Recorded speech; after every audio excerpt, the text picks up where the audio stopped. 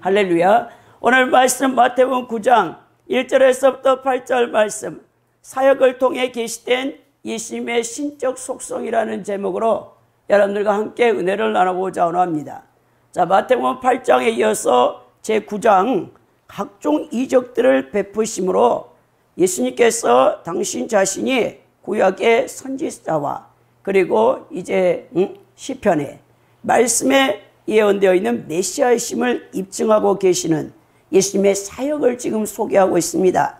다만 이제 8장의 내용과 달리 마태는 9장에서 예수님의 권세에 대항하는 당시의 유대 종교 지도자들이 점차 노골적인 반감을 드러내기 시작했음을 보여주고 있는데요.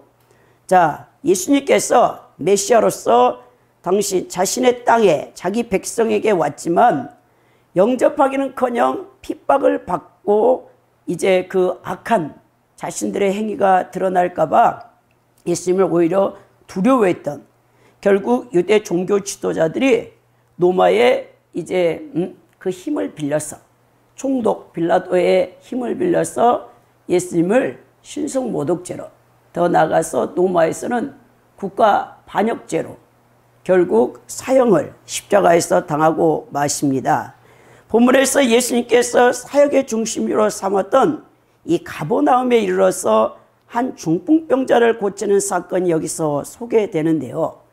중풍병자에게 예수님께서 내 제사함을 받았느니라고 선언하신 다음에 일어나 걸어서 가라고 명령하시죠. 자, 그 장면을 보고 있던 서기관들이 신성모독을 했다라는 거예요.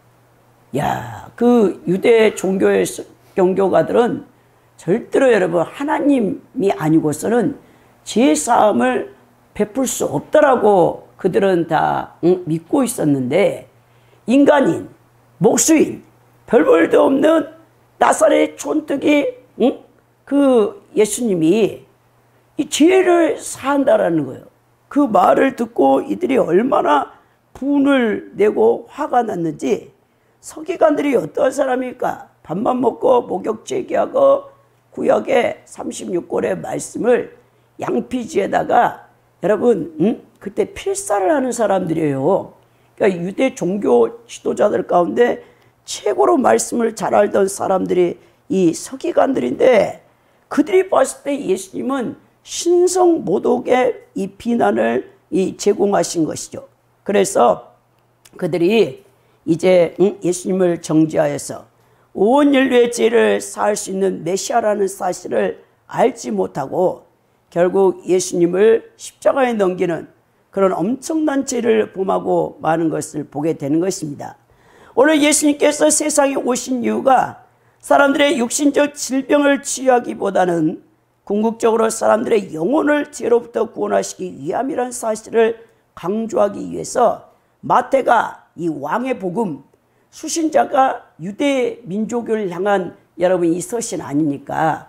거기서 이렇게 예수님의 왕권을 그리고 신성을 드러내고 있는 것을 보게 된다는 거예요. 예수께서는 먼저 제사함을 선포하시고, 사람들이 생각할 때 제사함을 선포하시는 것보다 더 어렵다고 여겨진 중풍병자를 고쳐주심으로 당신이 인간의 죄 문제까지도 해결할 수 있는 참 메시아라는 것을 입증해 보이셨다는 거예요. 여러분, 오늘날이야 의학이 발달해서 중풍병을 고치는 것도 가능하게 되어졌어요. 근데 예수님 당시에 2000년 전에는요, 이 중풍병이라는 것이 어떤 병입니까? 머리에 내 혈관이 하나가 오늘날 여러분 이 의학 용어로는 뇌졸중이라는 거예요. 뇌가 한쪽이 완전히 혈관이 뭐에 둔기로 얻어맞은 것처럼 의학 용어가 그래요. 헬라어 그 단어가 완전히 졸도했다라는 거예요. 그러니까 기능을 못한다는 거예요. 여러분, 우리가 혈관이 얼마나 중요한, 나이 들수록 혈관이 막히면요, 여러분들이 지금까지 누렸던 신체의 이 자유로움을 전혀 누리지 못하게 된다는 거예요. 심하면 편마비가 되는 것이고, 이 중풍병은 더 나아가서 완전히 거동을 하지 못하고 죽을 때까지 침대에서 침상에서 일어나지 못해. 그 주변 사람들이 손발이 되어져서 똥수발을, 이 대변이나 이 소변이나 먹는 것이나 다 여러분 수발을 들어야 될 이 병이 바로 이 중풍병이에요. 뇌졸중. 자, 그 하나님께서, 예수님께서 당신이 메시아라는 것을 이 중풍병자를 고치심으로 보여주는 것입니다. 저는 오늘 말씀 세 가지를 대주로 해서 여러분과 예수님이 어떠한 분인가를 함께 나누고자 하는데요. 첫째, 예수님은 병을 치유하시는 예수님의 이 신성이 1절에서부터 2절에 드러나 있고, 둘째는 죄를 사하는 예수님의 신성이 5절에서부터 7절에 드러나 있어요. 더 나아가 셋째는 모든 예수님의 이 사역에 이제 근본적으로 영광을 받으셔야 될 분은 성부 하나님, 하나님께만 영광을 돌리라고 하시는 예수님의 이 신성이 8절에 드러나 있는 것을 보게 되는 것입니다. 먼저 우리가 살펴볼 것은 중풍병자를 치유하는 사건을 통해서 병을 치유하시는 예수님의 왕적 권능을 여기서 보여주고 있는데요. 1절부터 그 내용을 살펴보면 예수님께서 배에 오르사 건너가 본 동네에 이르신다라고 되어 있다는 거예요. 자, 마태복음 8장에서 예수님께서 메시아라는 이 이적을, 그 표적을 세 가지로 여러분 마태가 기록했죠. 우리가 다 이미 살펴본 내용 아닙니까? 나병 환자를 고쳤고, 노마 백부장에 중풍 걸려서 누워있는 하인을 고쳤고, 또 하나는 열병으로 시달리고 있는 베드로의 장모를 치유한 사건을 통해서 예수님이 당신의 이적을 이 표현해서 메시아라는 걸 입증했고, 더 나아가 이 거라사인 광인이 그 두 사람이 무덤가에서 귀신 들려서 자기 몸을 해하고 있어요. 2,000마리의 귀신이 들어가 있어요, 사람 몸에. 그 사람을 불쌍히 여겨서 예수님이 갈릴리 호수에 제자들을 데리고 배를 타고 갔을 때 풍랑이 일어나는 거예요. 그 풍랑의 원인은 2,000마리의 귀신 들린 그 악령에 의해서 그 밤에 이제 갈릴리 호수가 막 이제 풍랑으로 여러분 배가 뒤집어지고 물이 들어올 때 제자들이 혼미백설할 때 예수님이 사역이 너무 피곤하셔서 배 고무에서 주무시고 있다가 이제서 죽게 되니까 예수님을 깨웠잖아요. 그럴 때 예수님이 이 믿음이 적은 자들아 어찌 의심하였느냐라고 말씀하시면서 말씀 한마디로 바다 그 갈릴리 호수를 잠잠케 했다. 그 이적도 우리가 함께 다 살펴본 내용입니다.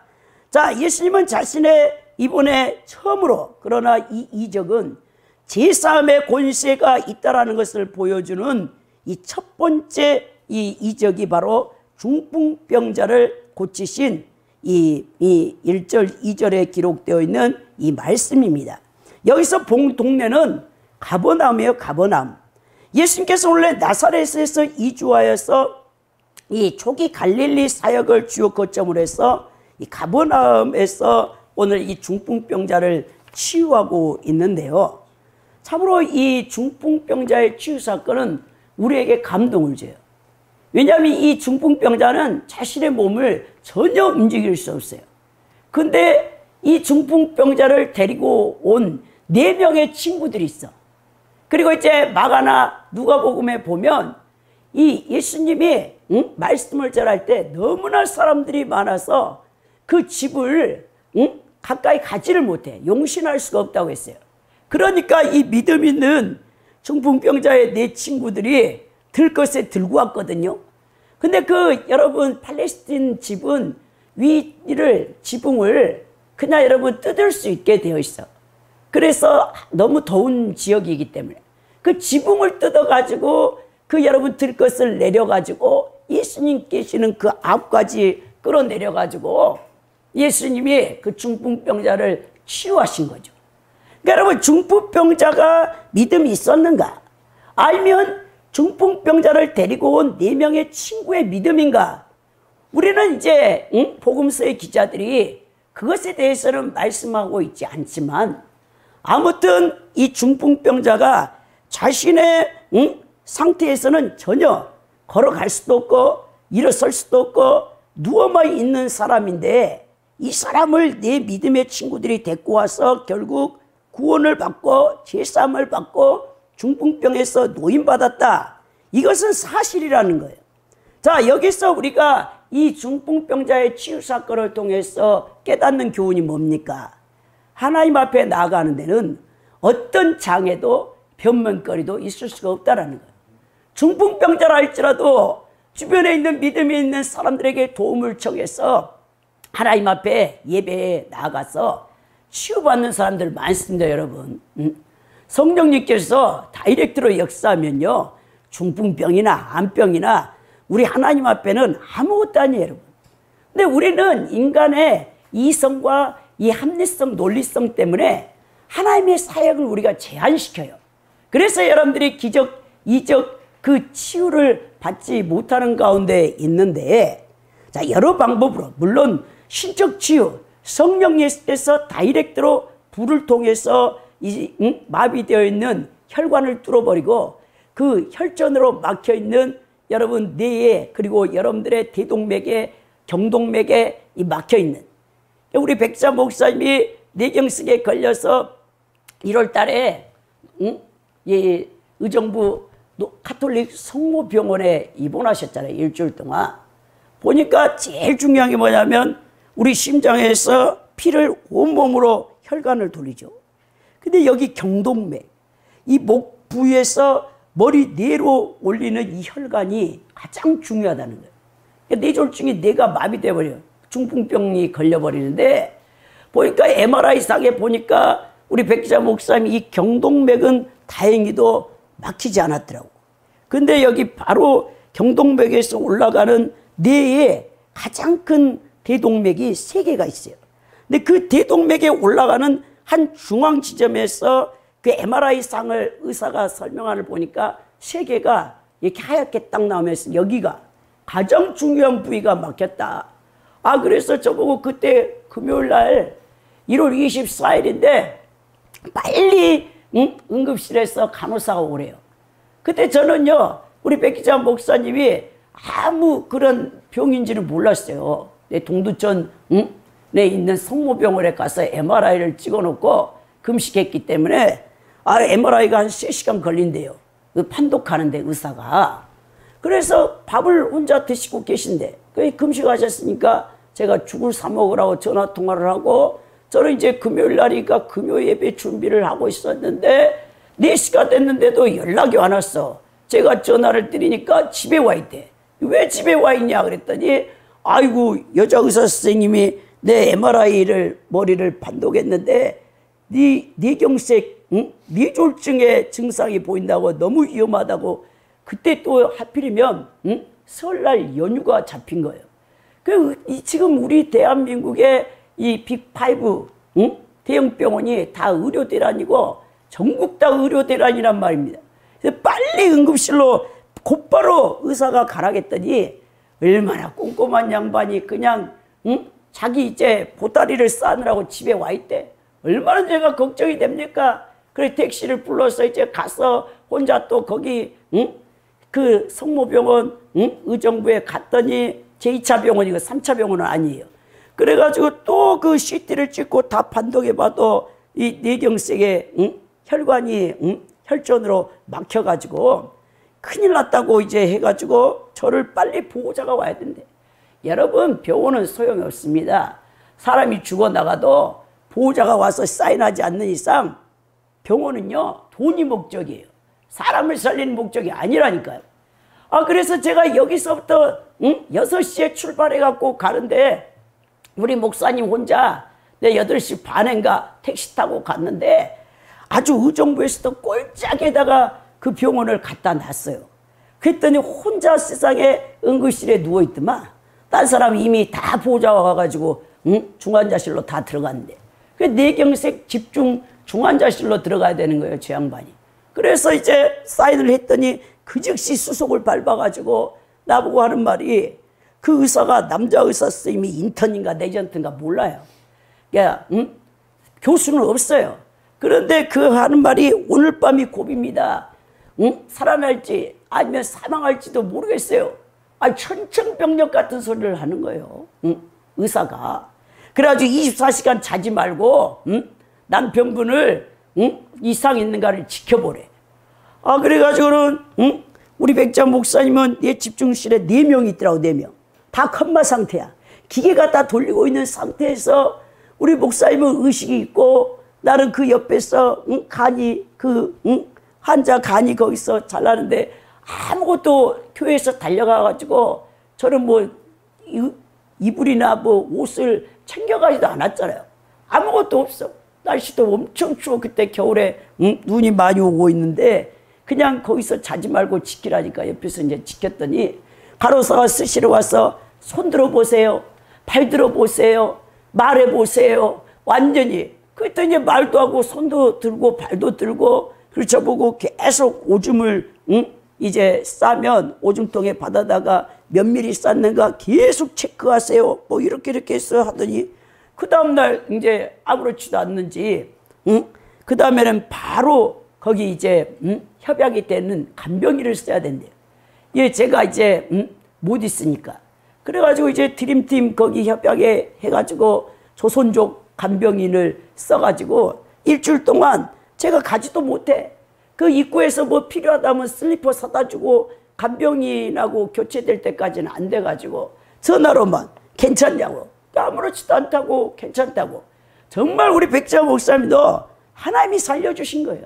그때 이제 가셨으면 이제 우리는 여기서 못 보겠죠.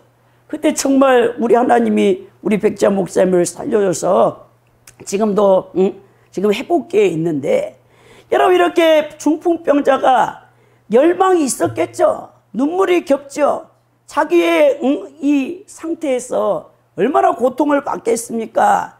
그러나 우리 하나님 앞에 나아간 사람들은 믿음으로 그 장애를 극복하고 나아가서 하나님의 그 치유를 받아 영생 그리고 구원을 받아야 된다는 것을 예수님이 오늘 우리에게 말씀하는 거예요. 오늘 2절에 보니까 침상에 누운 중풍병자를 사람들이 데리고 오거늘 예수께서 그들의 믿음을 보시고 종종 병자들에게 이르시되 작은 자야 안심하라 내 제사함을 받았느니라 라고 말합니다. 야, 예수님의 한 말씀으로 중풍병자를 고쳐버리는 거예요. 자, 예수님 계신 집에 지붕을 뜯고 중풍병자가 누운 상을 위에서 달아내리는 이 장면이 이 마태에서는 생략됐거든요. 자, 이는 주변의 이야기들을 생략하여서 뭘 마태가 강조하고자 하느냐. 바로 예수님의 제사함의 권세를 부각시키려는 이 내용이라는 것입니다. 이 작은 자의 안심하라 내 제사함을 받았느니라 라는 것은 자, 예수님께서 정말 유대 간슨상 작은 자라는 것은 아들이 부모에 대하여 자기를 낮추어 일컫는 말인데요. 일반적으로 유대 간습상 어린아이를 가리키는 명칭이지만 친근감 있는 호칭으로 이 작은 자야, 소자야 이런 말을 쓰는 거예요. 여러분 이제 예수님이 내 제사함을 받았느니라 하는 거예요. 야, 그거를 서기관들이 다 지켜보고 있었거든요.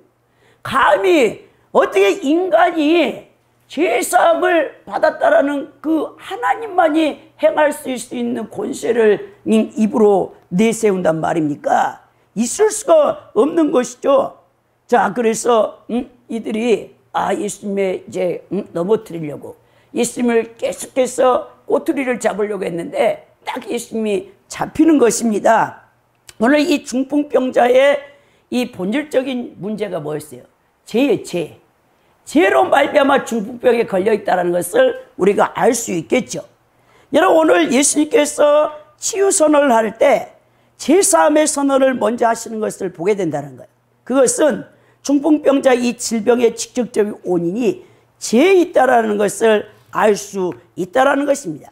자, 죄를 해결하지 아니하면 그 문제가 해결되지 않는다는 것을 오늘 우리에게 보여주죠. 하나님을 모르는 사람들은 이 땅에 찾아오는 인생의 문제가 환경이나 제도 등 이 잘못된 이 국가적인 어떤 시스템에서 찾으려고 하거든요. 그래서 환경을 개선하고 제도를 고치며 법을 잘 만들면 모든 인간사의 문제가 사라질 것이라고 생각합니다.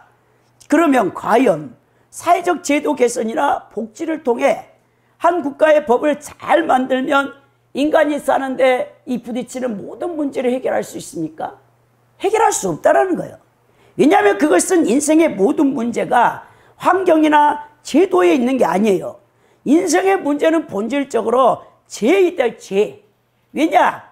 가장 완벽한 환경에 있었던 우리의 인류의 조상 아담과 하와가 하나님께서 명하신 이 중앙에 있는 선악을 알게 하는 나무의 실과를 따먹고 죄를 가지고 와서 이 세상이 타락해 버렸어요.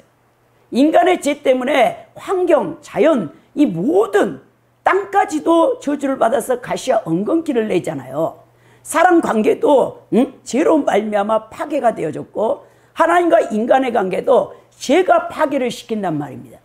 그래서 죄로 하나님과 관계가 막혀있는 사람은 아무리 인간적인 열심을 내서 자신이 땀 흘리고 살아도 그 수고의 대가를 다 받지 못하는 거예요.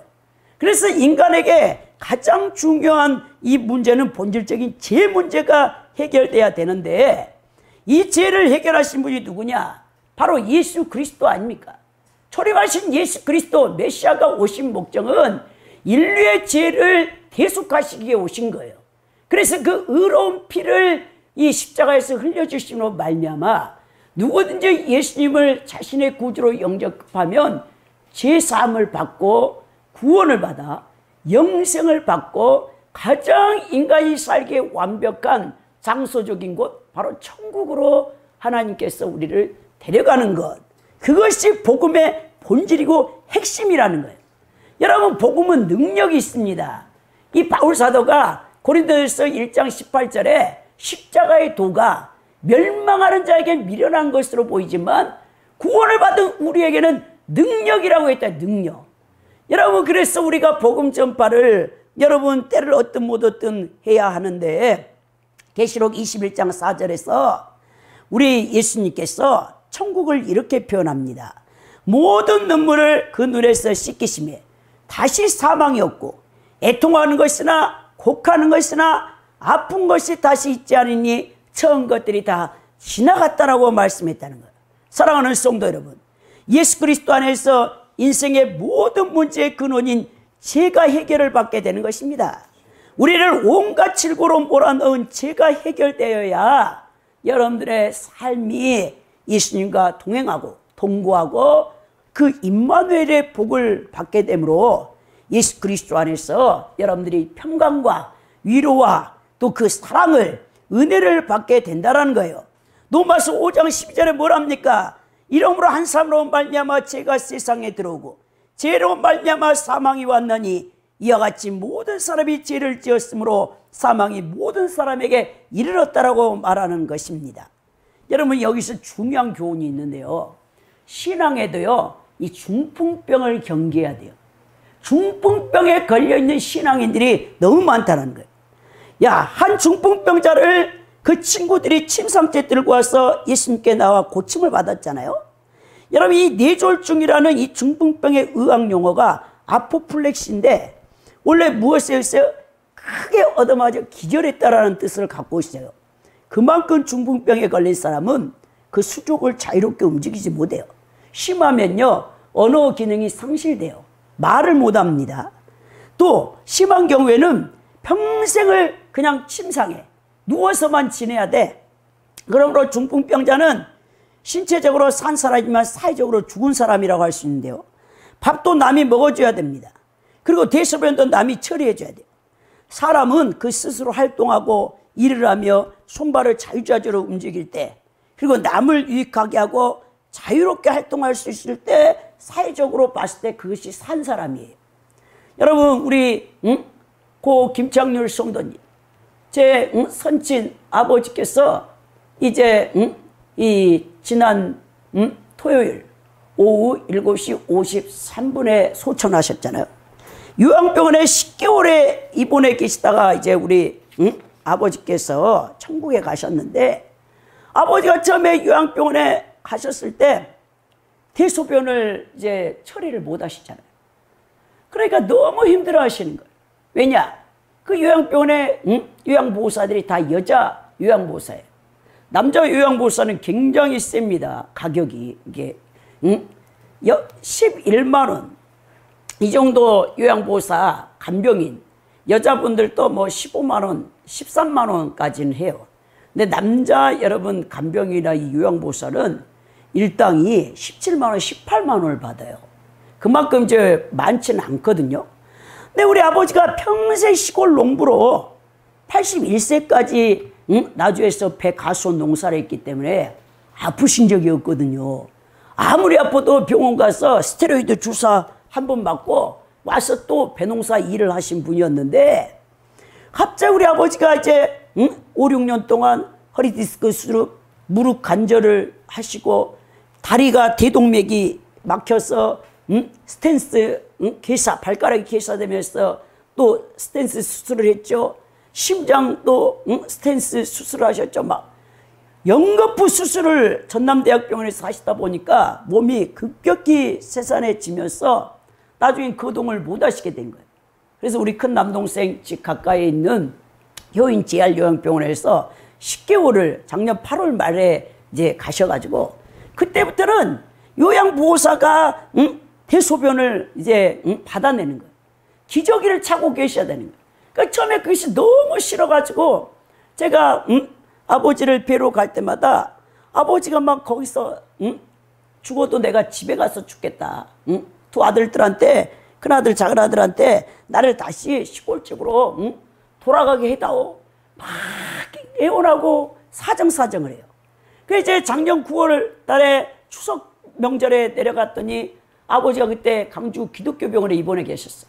왜냐하면 바로 전남대학병원에서 이 왼쪽 발가락이 괴사되어져서 이 발에 다리에 대동맥이 막혀가지고 그걸 스텐스 수술해서 혈관을 뚫어야 되는데 이제 의사가 없잖아요. 지금 의료대란으로.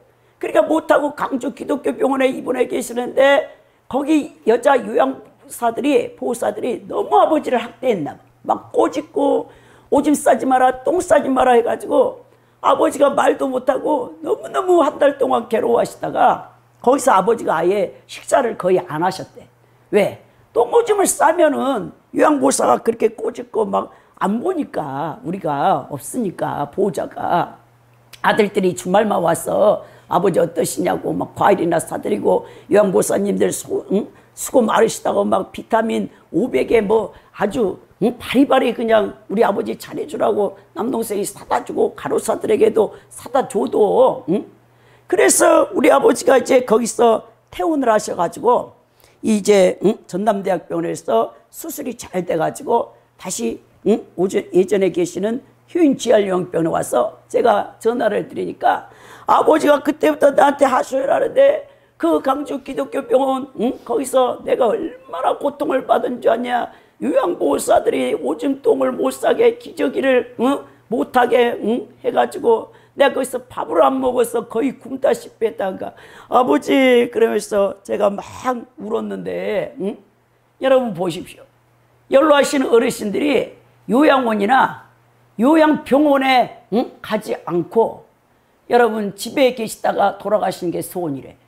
여러분 건강관리 지금 못하면 나중에 여러분들이 그런 요양병원이나 여러분 그 병원에 가갖고 학대를 당할 수밖에 없습니다. 그래서 여러분들 스스로 몸 관리를 잘 하셔야 되는데, 여러분 얼마나 어렵습니까? 근데 이렇게 중풍병이나 몸을 못 쓸 때 우리가 남의 손을 빌려서 자기의 그 가장 부끄러운 치부를 이렇게 드러낼 때 힘들잖아요. 예수님이 오늘 우리 성도들에게 살았다는 이름을 가졌으나 죽은 자들이 많다라고 요한계시록 3장 1절에 신앙에서 중풍병 걸린 자들이 많다라고 말씀하셨다니까요. 여러분, 내 혈관이 막히면 기능이 마비되는 거예요. 손발을 못 쓰게 되잖아요. 그런 것처럼 성도로서 마땅히 행해야 할 것들을 행치 못하는 신앙의 중풍병자들이 너무 많다는 거예요. 신앙 행위에 마비증에 걸린 이들을 신앙의 중풍병에 걸렸다고 하는데, 겨우 주님의 은혜로 그 신앙 생명만 유지하고 아무 일도 못하는 사람들, 오히려 남에게 불편만 끼치고, 여러분, 그래서 중풍병은 평소에 자기 몸의 관리를 제대로 하지 못하고 그 몸을 함부로 쓴 결과라고 의사가 말하는데, 또 큰 정신적인 충격이나 스트레스를 이겨내지 못하고 이 중풍병에 걸립니다. 그러므로 신앙의 중풍병에 걸린 사람들은 평소에 예수님의 계명을 실천한 일을 게으리하면 안 된다는 거예요. 여러분, 우리가 교회를 다녀도 한 곳에서 치긋하게 신앙생활을 해야 되죠. 장례식을 치러보면 알아요. 한 교회 정하지 않고 여기저기 돌아다닐 사람은 장례 치러줄 목사님이 없어요. 그럼 장례를 치르려면 목사님을 빌려와야 돼. 아, 여러분, 이런 신앙생활을 하면 되겠습니까? 이 세상에 완벽한 교회는 아무 데도 없어요. 여러분, 이 가시적인 교회는 부족해도 교회는 가라지가 있고 알고 있고 쭉정이가 있고 나에게 상처를 주고 시험 주는 사람들이 많이 있지만, 그렇다고 그 교회를 떠나서 가난한 성도가 되어 집에서 인터넷으로 예배드리는 그런 어리석은 사람들, 끊임없이 이 교회 저 교회를 쇼핑하고 돌아다니는 영적으로 병들어 있는 자들이 너무 많다니까요. 그 의식 속에는 이 미움과 불신과 원망이 가득 차 있기 때문에, 사람을 용서하지 못하기 때문에 여러분, 코이노니아가 교회 안에서도 되지 않는 거예요.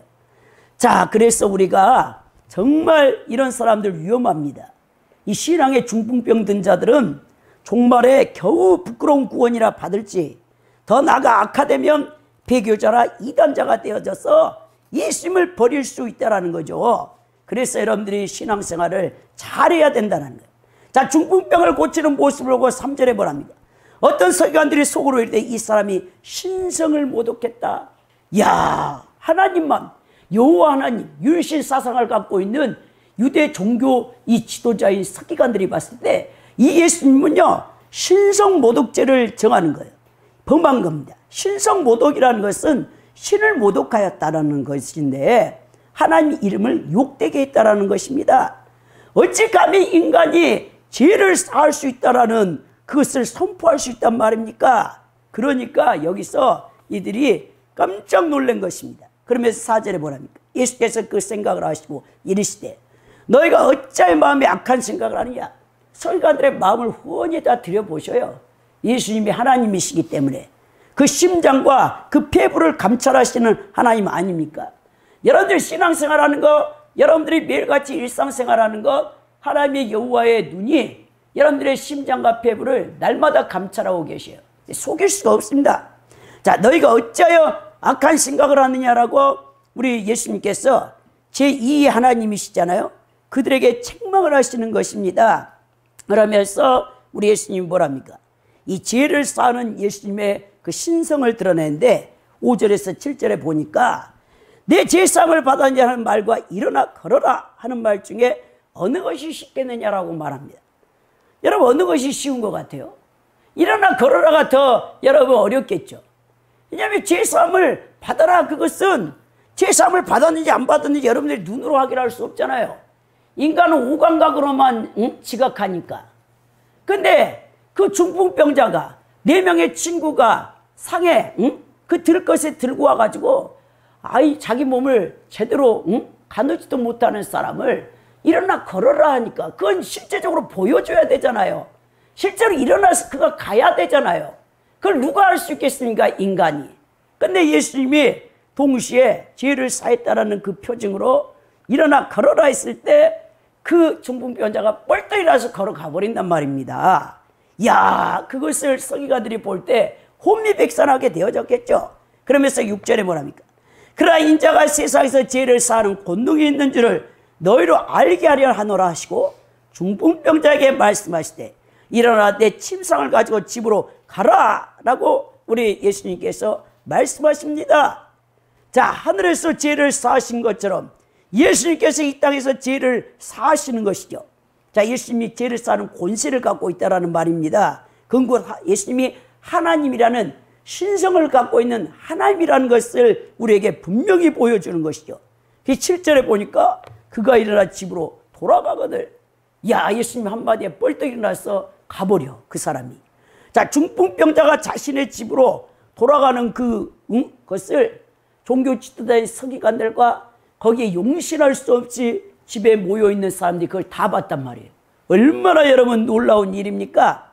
우리 예수님은 사실 우리의 영혼 구원뿐만 아니라 여러분들의 질병도 치유하고 여러분들의 환경도 치유하는 전인 구원자라는 것을 우리에게 여기서 말씀해 주는 거예요. 더 나아가 사회 구원까지. 우리가 한 사람이 여러분 우리 영적 각성을 통해서 보아도 영적 각성 주도자들이 본인이 영적 각성이 되어지면 강력한 영향력을 미쳐서 주변에 있는 사람들까지 다 영적 각성에 쇄신을 시키거든요. 그러니까 나 한 사람이 중요한 거예요. 여러분들이 여러분들의 가문을 복음화시키려면 나 한 사람, 내가 하나님 앞에 바로 서 있으면 그 영향력이 그 가문 전체를 덮어버려요. 그런 능력을 성령님을 통해서 여러분 안에 이미 있다니까요. 근데 여러분들이 그걸 인식을 못하는 거예요. 여러분, 저는 우리 친정 아버지하고 아버지가 저 중학교 1학년 때 어머니가 편찮으셔서 그 시골 십리길을 걸어가는 그 비포장도로인 장로교인 양산교회로 우리 이 자녀들을 전체를 데리고 우리가 교회를 나가게 되어서 예수님을 믿게 된 거예요. 우리 아버지가 굉장히 지성적인 분이잖아요. 머리가 뛰어나신 분이에요. 우리 아버지는 은사나 이런 부위는 인정을 별로 안 하셨어요. 장로교 배경 스타일로 17살 때부터 이북 피난민들과 함께 동강에서 장로교를 다니셨기 때문에, 그래서 우리 아버지는 말씀을 통해서 은혜를 받는 분이에요. 그래서 우리 아버지가 제가 27살 때 우리 어머니가 그때 많이 편찮으셨어요. 그랬는데 하나님께서 저를 콜링하셨다고 했잖아요. 오전 6시에 성탄절 준비하고 있는 주일학교 교사였는데, 여러분들에게 제가 여러 번 간증을 했을 것입니다. 우리 그 예전에 시골집에 제가 딱 작은 방에 자라온 곳에 누워있는데 갑자기 어디선가 박쥐떼 같은 악령이 막 날라와가지고 저를 죽이려고 했을 때 제가 영에서만 주여 주여 3번 부르니까 막 밖에서 시내산에서 임재하신 하나님이 천둥번개를 바바바박 치면서 빛 한 줄기가 쫙 저한테 비춰오니까 이 악령들이 박쥐떼 같은 것들이 순식간에 다 사라져버리고, 봄날에 물이 녹는 것처럼 콸콸콸콸콸콸 그 음성이 들려오더니 하나님의 음성, 예수님의 음성이 들려오는데 제가 전혀 알아듣지 못하는 방언으로 하나님의 언어로 말씀하셨다겠죠. 그래서 제가 하나님의 음성이 들려온 곳에 목을 그렇게 돌려서 빛이 오는 곳에 쳐다보니까 한참을 무슨 말씀을 하시는데 전혀 못 알아듣겠더라고. 그래서 나중에 제가 하나님, 예수님인지를 알겠는데 무슨 말씀을 하시는지 모르겠습니다. 그랬더니 갑자기 세상에서 그렇게 온유와 사랑 자체, 그 근본 본질이 사랑, 온유 자체시더만요. 그 음성이 딱 남자 음성인데 내가 너를 반드시 축복하리라, 그 말씀과 함께 사라지셨어요. 딱 눈을 뜨니까 시계가 제가 밤새 철야하고 5분 동안 회사 가야 되겠다, 직장 가야 되겠다 하다가 잠깐 기댔는데, 벽에 기댔는데 쓰러져가지고 눈을 떴는데 5분 사이에 비몽사몽간에 일어나서 예수님의 콜링을 제가 주의종으로 받았어요. 그리고 직장에 빨리 달려가서 저는 9시까지인데 8시까지 가요. 그리고 과장님, 계장님, 직원들, 우리 행정팀의 직원들의 책상을 다 닦아줘. 그리고 청소하는 아주머니 일을 제가 다 도와줬거든요. 그럴 필요도 없는데 제가 예수님만 사랑이 완전히 빠져가지고 예수님 때문에 막 심장이 뛰어가지고 4년 동안 잠을 못 자는 그 첫사랑 뛰어가지고 그랬는데, 그래서 울면서 제가 아버지한테 전화했더니 우리 아버지가 울지 마라.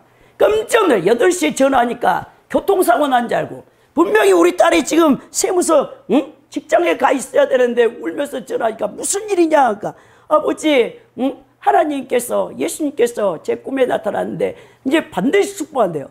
엄마가 이제 다 고침을 받았어요. 그러니까 아버지가 울지 말고 그 꿈이 사탄이 줄 수도 있다. 그러면서 꼭 지금 다니고 있는 담임 목사님한테 전화를 해서 상담을 해보고 그것이 진짠가 가짠가를 분별을 바꿔라. 울지 말고 오늘도 열심을 내서 직장생활을 잘해라. 아버지가 위로해 주시고 끄는 거예요.